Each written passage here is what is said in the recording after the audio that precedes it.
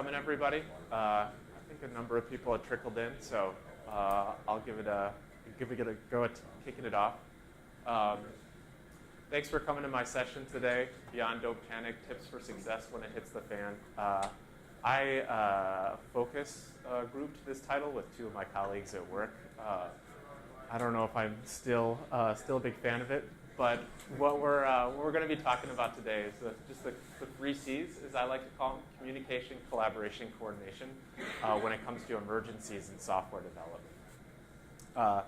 Now, I know that term emergencies in software development might not necessarily mean the same thing to everybody, but what I'm really talking about are those red button issues or those panic situations when something hits related to development. It could be that you're at the end of a long release cycle, some big nebulous issue hits your team or your organization right before you go live, and everybody's just running around trying to figure out what's going on.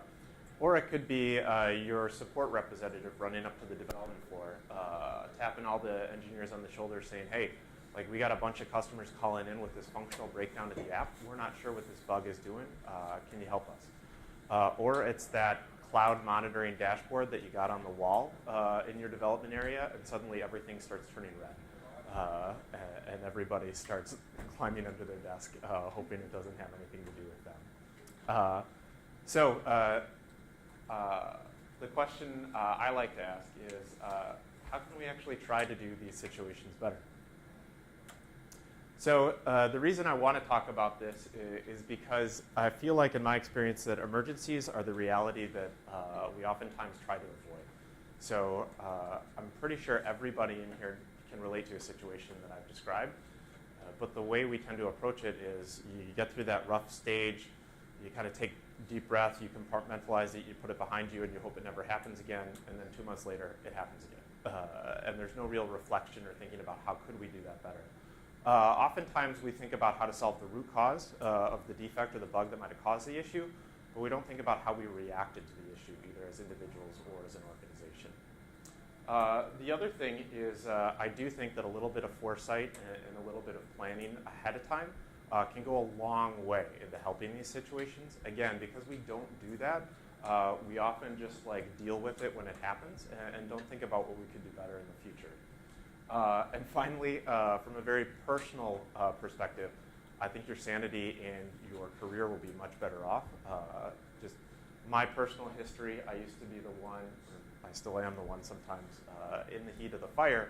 And once I started to try to actually do a better job in these situations, not only did it just help me personally, the stress levels went down, but also it had some unintended positive consequences on my career. These are the types of situations that after the dust settles, your colleagues and leaders in the organization will start to look to you to provide leadership. Hopefully not only in those types of situations, but it can definitely have a positive effect. So the way I'll be talking about this is, at first I'll be going through a pretty vanilla scenario just to get a foundation for the different aspects of how the software development organization can handle an emergency. Then I'll iterate on that scenario. So different kinds of parameters might change and make it different for that situation in terms of the tools and strategies you might want to use to address the emergency. Then I'll talk about some general steps in terms of wrapping up the emergency. And finally, some deep thoughts. Deep thoughts is another way of saying I couldn't figure out a way to weave those things into the rest of the presentation, but I still wanted to include them. So the somewhat generic scenario I'm going to start out with to talk about these things is going to be a small development team. Imagine yourself on this development team. Your team is co-located, so everybody's in the same office, in the office most of the time with each other. The team has minimal external dependencies. So when I say this, I mean that the team isn't dependent on a lot of other people or teams to get things done. So think about some kind of administrator that might need to perform some database actions, or a cloud team that might need to deploy or something like that. Just kind of set all those things aside. The team we're talking about today doesn't have to worry too much about those things. Also, the emergency situation we're going to talk about is going to span a couple of days. So we're just going to assume that it's going to go on for 3 days. A lot of times these fires can be lit, and pretty soon somebody gets some information, and you can say, oh, okay, that's not a real emergency, and walk away. We're going to go into this thinking it's going to take a few days to resolve. And also, just for the sake of getting the most out of the scenario, I'm going to set aside the parameter of off-hours work. So the team that's handling, your team that's handling this emergency, isn't necessarily grinding it out through the night or the weekend. We'll touch on that a little bit later. So your development team rolls into work one day. Maybe you have a stand-up in the morning. Everybody shows up at the stand-up. They've got their coffee, thinking about what they're going to get done that day. Somebody bursts into the room and says, oh my gosh, the world's about to collapse. What are we going to do? The team looks at each other and they ask each other, what are we going to do? The first thing I'm going to suggest is pretty straightforward and simple, and that's get a room. The benefit of getting a room is even if you're co-located, a lot of us work in open offices these days, maybe you sit right next to your colleagues anyway. That room just enhances that aspect of the tight communication and coordination that'll happen between individuals. You want to minimize the latency with communication as much as possible in these situations. Also, there's a focus element to that. If you're out in the open and somebody wants to come and just chew the fat with you, they might not realize that you're working on a pretty critical situation, and even just the fact of having to fend those people off can be a distraction for you. It takes some time. Also, ideally, that room has a whiteboard or whiteboard pane or something like that. Just a super simple way to start getting ideas out there and start keeping track of what's going on in the situation. If you have that whiteboard, that's a great place to start your living plan of attack. So the living plan of attack is just maybe some high level, maybe some specific steps your team might take to just start figuring out what's going on, or predict what they might need to do. So this might seem kind of silly, especially if you're confronted with a situation where there's some nebulous issue and you're not really even sure what's going on or what the root cause is or what the impact is. The plan of attack is important because it does two things. One is it starts getting everybody kind of thinking in the same direction. Two is if you can think a few steps ahead, even if you're not totally confident you're going to have to do something like deploy code to production or get a customer involved to get more information for them, you can start using that plan of attack to communicate out to the broader organization, like, hey, we might be going here, so can everybody else get their wheels spinning and maybe start thinking about how we might be asking them for help later. Next, make sure the team agrees on a short-term goal. So this might seem kind of counterintuitive. We just talked about putting together a plan of attack. Shouldn't the goal be driving the plan of attack? But oftentimes, the path that you're going to take with your team is not going to be super obvious, and it's going to change. The goal is likely something that's more intermediate and more short-term, like get more data from the customers, or get to the root cause of the issue, or figure out the impact of this throughout our cloud environment or something like that. It's not necessarily speaking to the end of the plan of attack, but it's just making sure that everybody's got some clear goal that they're trying to get to, at least in the short term, maybe thinking about a day's time frame. Also, agree upon a communication and coordination strategy. Potentially even name a point person. So one thing that's bound to happen, or at least it's happened to me a lot in my experience, is that in these situations, you've got some kind of well-intentioned manager knocking on your door asking for status updates.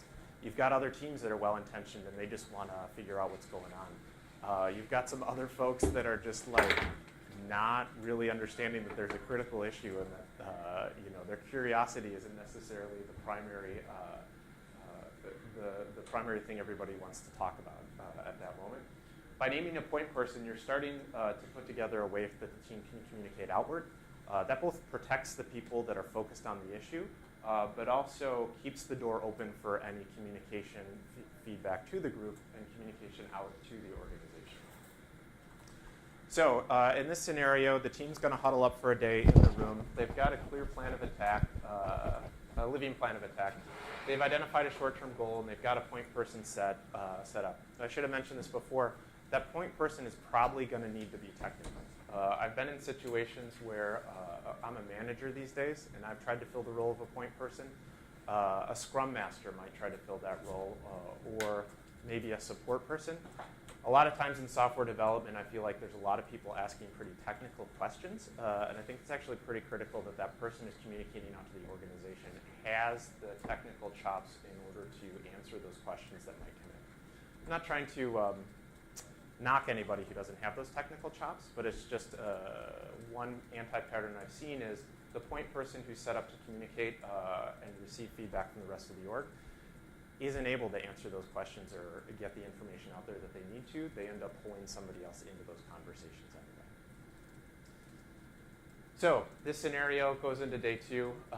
Everybody had a rough day the day before, didn't come to a resolution, but everybody was able to go home, have dinner with their family, get a good night's rest, come back in. They walk in the door, they start getting questions, what's going on with this emergency situation? First thing the team needs to do is maintain that room. Go straight to the room, don't worry about anything else that's going on, get back to the whiteboard, get back into the mindset of trying to figure out what's going on with this emergency. Also, that room's going to be more important. The fact that this went on a day, you can figure that there's more people asking for information on what's going on, more people offering to help. Those distractions, even if they are well-intentioned, are likely going to start to increase as time goes on. You want to revise this living plan of attack. Hopefully you got information the first day that's going to tell you more clearly what might be coming further down the road. So again, you want to help get the wheels spinning in the rest of the organization to figure out, hey, what if this happens? We might need to have to jump in and act. Also, slightly related to that is the idea of keeping breadcrumbs around. So you had a really productive day, or you worked really hard with your team that first day during the emergency. Make sure you're taking breadcrumbs in terms of what you tried, what paths you might have gone down, even if they didn't work. Because as time goes on, you're going to want to revisit those to make sure you're not going around in circles. Or if you need to start pulling more people in, they don't revisit those things that have already been done and can get jump-started into the team's activities. Next, revise your short-term goal. If the first day's goal was get more information from the customers and get a better sense of what's going on, maybe the next day's goal is something like recreate the issue in-house. So you want to make sure that people are still focused in the short term on the same thing, so people aren't kind of wandering off and not spending their time the best they can. Also, you want to expand your communication and coordination strategy. So the first day, you probably didn't get too many knocks on the doors, probably didn't get too many requests for status updates. The second day, people are going to start to have sweat on their brows, even if they're not in the room with you. Be proactive about letting them know what's going on, letting them know if you need any help, either now or later, and just keeping everybody informed of the situation. There's a really difficult balance to strike in these situations between transparency and focus. You want to be transparent with the information you're collecting. This does two things. One is it just a very passive way of inviting collaboration with the rest of the org. So if you have some logs thrown up on a shared drive or something like that, other people can start to parse through them. Maybe somebody's going to accidentally stumble on the needle in that haystack. But at the same time, you want to maintain focus. If you have 100 other developers that are combing through the logs, asking questions because they're not really familiar with these logs and they're not really sure what they're looking for, that's going to distract from the team and disrupt the focus. I still think transparency is the right way to go, but you want to make sure you maintain those boundaries and keep everybody kind of at the right length from the situation. So, day 2, maybe you're able to figure out what the root cause of the issue is. You're able to recreate it in-house. But the next step is you actually got to fix the issue and get it out to production. Even though you might feel like you're making progress, there's a lot of people outside your room that are probably still just as panicked, if not more panicked than they were the day before. Again, the room is a great tool. It both keeps you focused and it keeps distractions out of there. But this is likely the time that you're going to want to pull people into your room. If you do need to depend on other teams to get something out to a customer's environment, maybe that's some kind of admin or DevOps person, or maybe a customer account representative who's able to work with the customer that you're trying to get this code change out to, pull them into the room. A lot of times in these situations, this is a step that I feel tends to break down a lot. Even if the team itself has done a great job over the last 2 days hanging out in their room, making the most of that time, if you have to pull in somebody who's not on your team, who's not used to collaborating in this kind of way, they can be pretty hesitant to do that. Do whatever you need to do to get them in the room. Talk to their boss, tell somebody to go buy donuts for you, just get them in there, and ask them to stick around. Again, we talked about latency earlier.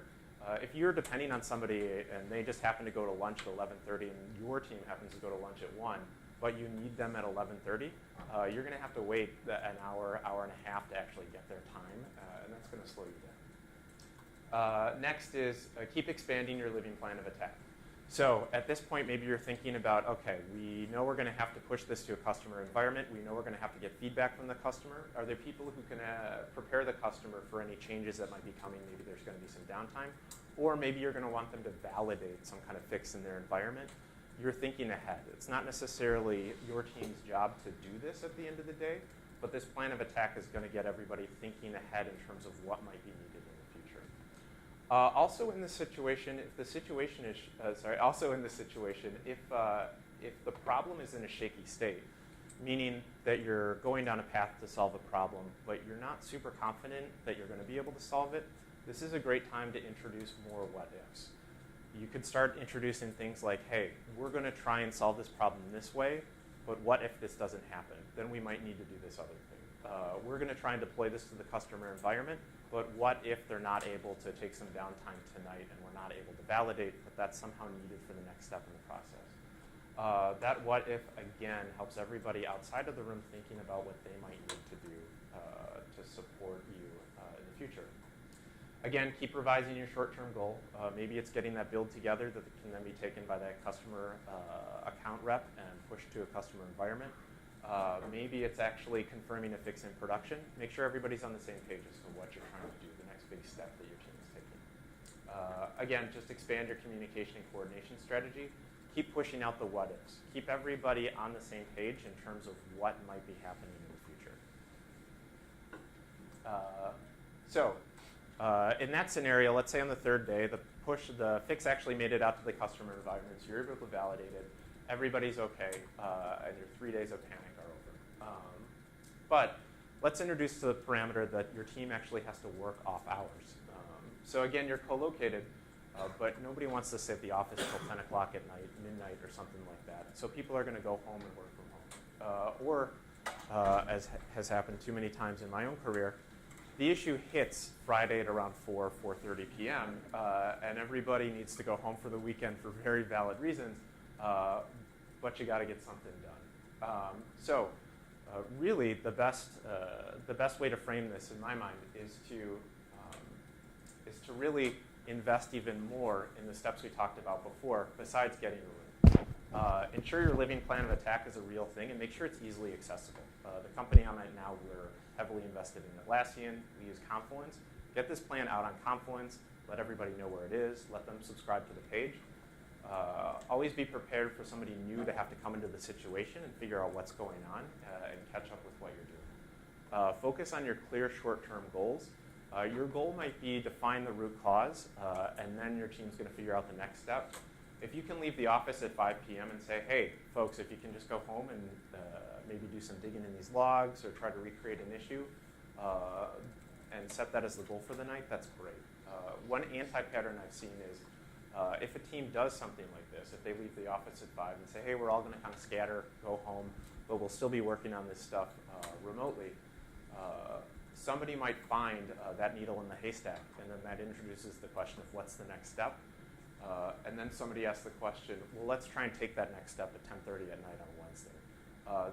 In my opinion, that's a really bad idea. You want the team to be making that decision. If you hit that short-term goal late at night, call it a night, go to bed, hit the ground running the next morning, and identify that next short-term goal and do that collaboratively with everybody in the room. Don't try to do that at 10 o'clock, 10:30 at night when everybody's doing their own thing and probably starting to fall asleep. Also, pre-plan your communication and coordination strategy. When you've got the room, that first level of communication and coordination is pretty easy. Everybody's sitting right next to each other. They're able to talk, share ideas, stuff like that. If you're not going to be in the same location, how are you going to do that? Is the team going to be communicating over instant message? Again, we use Atlassian, we use HipChat. Maybe there's a specialized room for the team to work in. Maybe there's a bigger room that involves all of engineering that everybody's kind of shooting ideas around at. But just make sure everybody's using the same communication channels when they're not co-located. One of my pet peeves in these situations is how people are using instant messenger.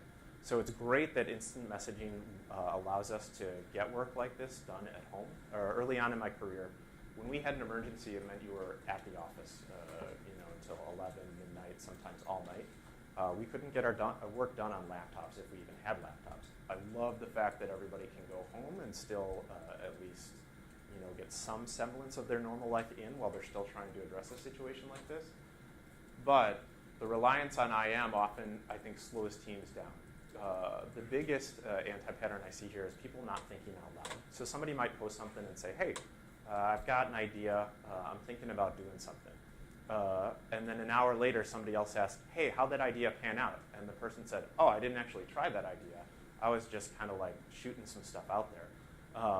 And then the other person says, hey, I wasn't doing anything for the last hour. I would have been happy to try that. I just, there's this fuzzy communication. I didn't know what's going on. Think out loud over IM. Say, hey, I'm thinking about this stuff, but I don't think that's a good path for me to go down because I'm working on this. If anybody else wants to pick that up and give it a try, go ahead and do that. That clear and crisp communication is going to pay off and eliminate a lot of dead time. Multiple teams. Again, just take all the things we've talked about and just amplify them as much as possible. I've been in a lot of situations where even if I'm on a team, where the team's very happy to get a room and collaborate with each other, when there's multiple teams involved, either the other people might not be used to that kind of collaboration, or they want to huddle in a room with their own team, but then you've got the two teams not in the same place talking to each other. Get a room, get a bigger room if you need it. That living plan of attack, whiteboard's probably not going to be a good place for that. Again, get it somewhere public, very visible, like Confluence. Identify the short-term goal. Get some kind of buy-in from all the teams that they're all looking forward to the same goal, and develop a communication and coordination strategy. When there's multiple teams, you're going to need to rely less on the technical expertise of somebody, like I was talking about before. Maybe there's a scrum master, a product management, some kind of people manager who's able to just make sure that the right coordination is happening between teams in situations like that. So in all these scenarios, one thing that I feel is often overlooked is the need for people to plan around their personal lives. Unfortunately, I think there's a strong tendency for people to not speak up when they do have a personal need that might conflict with these emergencies that are coming up at work. There's also a perception that if they were to speak up and say that they needed to step away from work or something like that, that they're somehow not being a team player, or they're throwing in the towel, or their level of commitment isn't as high as the rest of the team. As a people manager these days, that breaks my heart. The fact that somebody's willing to put in extra time, deal with the extra stress in situations like these, that shouldn't be an all or nothing equation. I try to encourage people as much as I can to be proactive and honest about talking about your personal needs. If your kid's got a softball game on Saturday morning and there's some kind of status call scheduled for 9 and that's right in the middle of it, tell somebody. Somebody else from your team can jump on that call for you. Schedule the call an hour earlier, an hour later. Don't just assume that you have to set your entire life aside in situations like these. If you're in a team-focused environment, there should always be a way to figure out how to deal with these situations. Schedule a next man up. So I've also been in situations where people have been heads down on a problem over the course of like 3 or 4 days. Recently, a colleague at work, an engineer, he had been up like 3 nights in a row until 2 a.m. by his own choice. He liked to work late. But then he'd still come into the office at 7 a.m. next day for the stand-up and the status call on the situation he's trying to help with. After 3 days, he was fried. And I don't judge the fact that he was fried. What would have helped is if he was already working with his manager, his teammates, whoever, to make sure that if it went 2-3 days, there was somebody that can pick up where he left off. He's put in his time, he's put in his effort. Let him stand down for a little bit. Get the new person in there. Again, no judgment from my part that they're not able to like push it for 4 or 5 days in the same kind of situation. Also, take breaks when you need it. I am all for a team stepping out at lunch, going for a walk, taking a deep breath. In my experience, when I'm the one actually pounding the keyboard trying to figure out the fix, that's when my brain starts to open up and starts to better think about the actual solutions. those can be very valuable. Don't feel like you have to be locked into the situation at your computer for 10, 12 hours or whatever. And also take deep breaths. Maybe there's somebody in here who deals with software that literally has somebody's life on the line if a problem happens, and I want to totally respect that. Most of us don't. Nobody's going to die if you don't figure this out. Sure, it's stressful. Sure, you want to do the right thing for yourself, your team, your company, but it's okay to take a deep breath and realize that at some point this is all going to pass. So generally with follow-ups, debriefing is key in situations like this. So a lot of organizations I've been in, there's often some kind of 5 whys or technical retrospective on maybe the root cause of a bug that caused the emergency, and that's great. But even more important is just debriefing the situation to reflect on how everybody communicated and coordinated. Hopefully that gets the wheels turning about how the organization can improve for the next time. Also, follow your fixes through. The session 0 speaker this morning, I forget the word she actually used, but she thought she said something to the effect of, your project's done when it's decommissioned. And a lot of times I think people even cut it more short than when your fix is actually delivered to a customer. They think that once your build is in the pipeline or once that DevOps person is actually pushing something to the cloud, you can go home and take it easy. Stick around. Just do everything you can to dot your I's and cross your T's. The last thing you want is to head home for the night. You're sitting down for dinner with your family, and then you get the phone call that says, hey, remember that silver bullet that we all thought was going to fix everything? That didn't work. Make sure you're able to follow it through and confirm that everything's totally fixed. So these are just some miscellaneous deep thoughts that I've had over the years. Don't dwell on the initial mistake. I've been in situations where I've probably dwelled too much on the mistake that I might have made that caused the situation. There's one time, probably like 10, 12 years ago, I was in an organization that had very loose controls over who had access to production, what could be done, and I accidentally deleted tens of thousands of rows in a production database or something like that, and like I just felt like such a dummy. And my mistake cost a lot of my colleagues time, caused them a lot of stress, and the fact that I was feeling so bad about it made me ineffective in helping to solve the problem itself. Definitely take accountability for your actions, but don't let that accountability get in the way of actually contributing to the solution of that problem. Also in these situations, don't blame. Even if there's not a direct line of responsibility to you or your team in these problems, don't use these situations as a way to call somebody else's work out or call out the underperformance of another team or anything like that. Chances are you and your team are going to be the ones causing something like this in the future. You don't want to have the reputation of calling everybody else out. You want everybody else's help when you need it. Don't gloat, and also don't be a hero. I think in the technology domain, this is a thing. That stereotype of the developer as hero, the engineer as hero. A lot of times that's rewarded by the organizations people are in. Personally, I don't look for heroes anymore. I look for people who prevent the need to have heroes. And it's totally great if people can step up and be a leader and provide the help that's needed in a situation like this. But if somebody's a one-trick pony and that's all they're doing, that's, in my mind, that is super frustrating. Also, don't let anybody's freight emotional state get to you. In these situations, you're in that room, everybody's working really hard to figure out the source of this problem and figure out a solution together. You're likely not at your emotional best.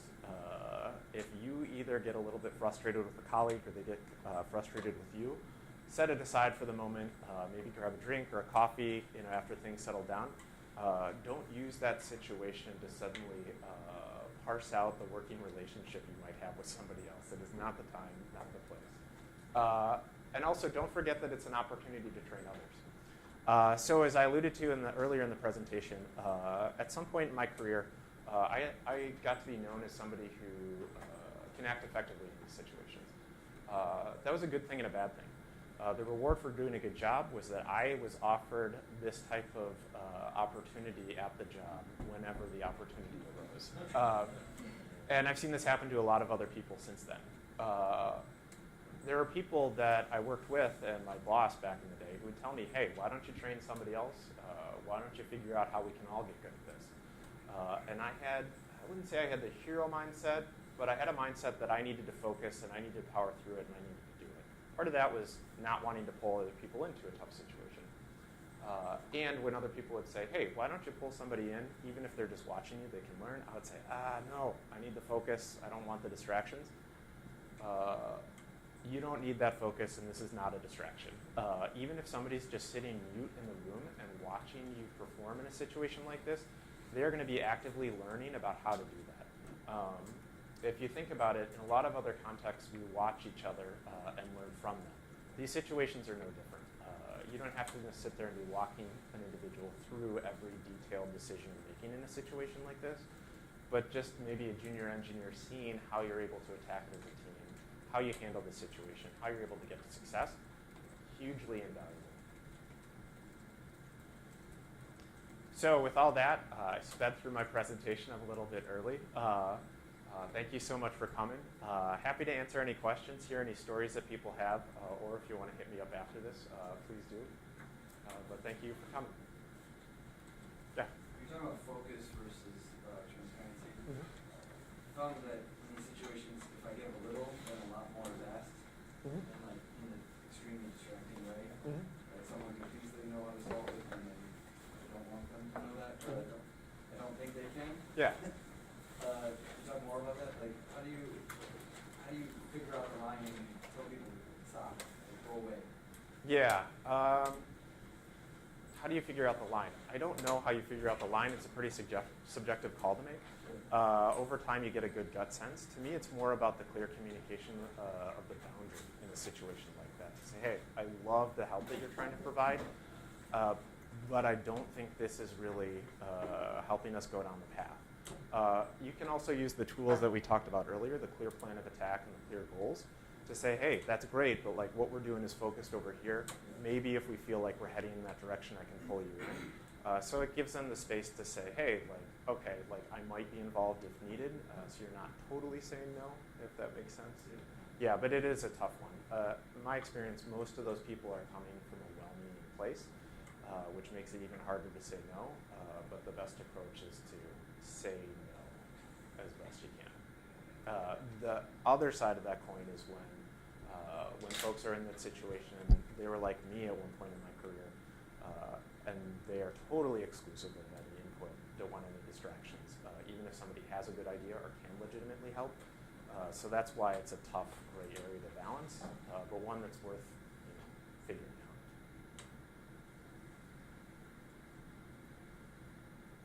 out. Great, thanks for coming, everybody.